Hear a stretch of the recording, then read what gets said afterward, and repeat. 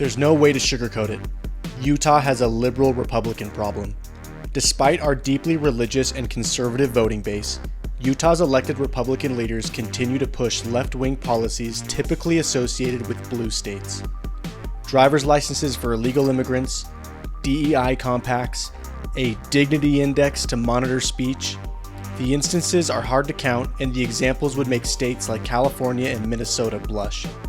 Here are just a few notable examples. First, our governor, Spencer Cox. A lot has been said of our closeted Democrat governor, but nobody has ever accused him of being too conservative, or conservative at all. He was aggressively pro-mask during COVID despite pushback and little evidence of their effectiveness. He declared June to be Pride Month in 2021. He held a signing ceremony for pro-DEI bills in 2022. He vetoed a bill banning trans athletes from high school sports in 2022. He hosted Muslim leaders at a dinner at the governor's mansion. He oversaw Utah's designation as a sanctuary state by DHS in 2023. He accepted a $75,000 donation from the nation's largest teachers union. He signed the Utah Compact on Racial Equity, Diversity, and Inclusion, and he called his critics right-wing extremists in a fundraising email.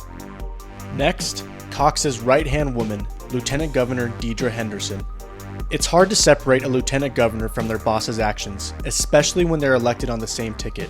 But Deidre has still managed to set herself apart for her liberal activism. She co-signed the Utah DEI Compact.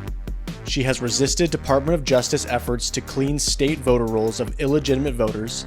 She made a special appearance at the pro-LGBT Love Loud Festival in 2022, criticizing Utah's bill banning trans athletes from high school sports and speaking in support of the trans movement.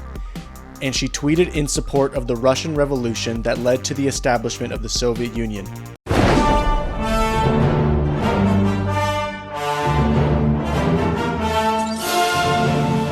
Because women's rights, am I right? Next up is Utah Senator John Curtis.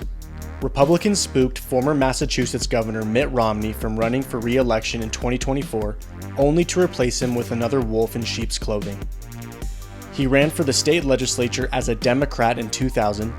He served as Utah County Democrat Party chairman in 2002 and 2003. He established the Conservative Climate Caucus while he was a member of the House. He voted in favor of codifying gay marriage, although, in his defense, most of Utah's congressional delegation did the same thing as well. And he spoke in favor of political speech restrictions at UVU with Democrat Senator Mark Kelly. State Senator Todd Weiler is our next example, and, oh man, this dude either hates functional societies or is sick in the head. Most likely both.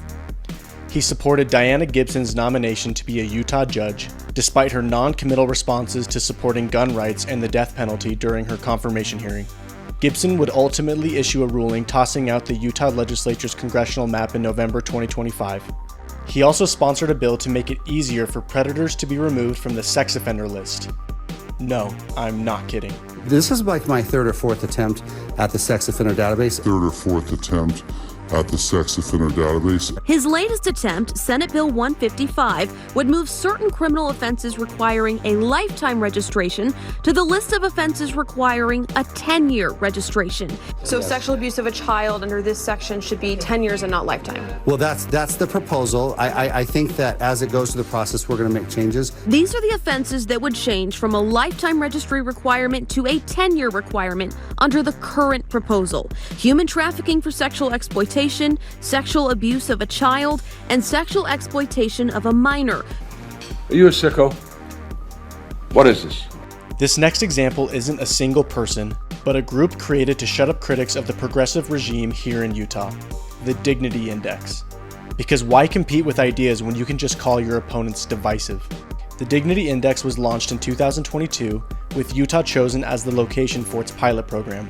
It was created by an organization called Unite, also known as Project Unite Inc., a 501c3 nonprofit.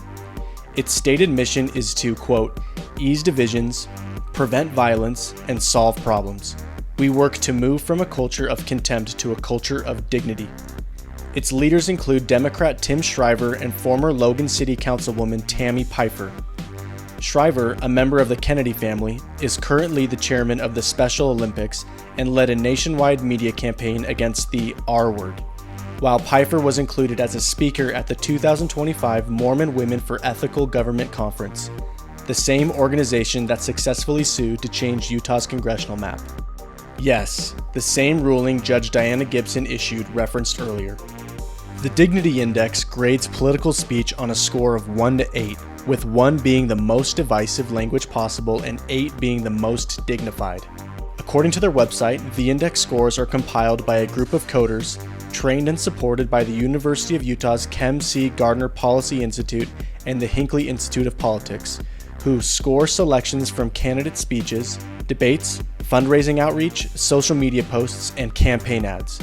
Its local advisory board includes former Republican Governor Gary Herbert, who served as governor from 2009 to 2021 and appointed Spencer Cox as his lieutenant governor to fill a vacancy in 2013.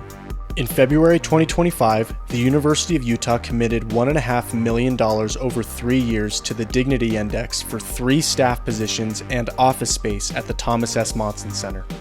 And last, but certainly not least, we have an honorable mention to include: former Utah State Senator Curtis Bramble. While Bramble isn't currently in the legislature, Utahns are still suffering from the effects of his leadership. He served as a Republican state senator from 2001 to 2024. His accomplishments include sponsoring SB 227 to grant driving privilege cards to illegal immigrants and co-sponsoring SB 216 to expand Utah's driver's license tests to include more than 13 languages. After leaving the state Senate, Bramble registered as a lobbyist for his accounting and business consulting firm Bramble & Company. Thank you for watching. If you enjoyed this video, there's plenty more breakdowns on my X and YouTube accounts. I've got a lot more projects coming up, so hit the like and subscribe buttons so you don't miss out, and follow Big Rock Insights for more Utah political commentary.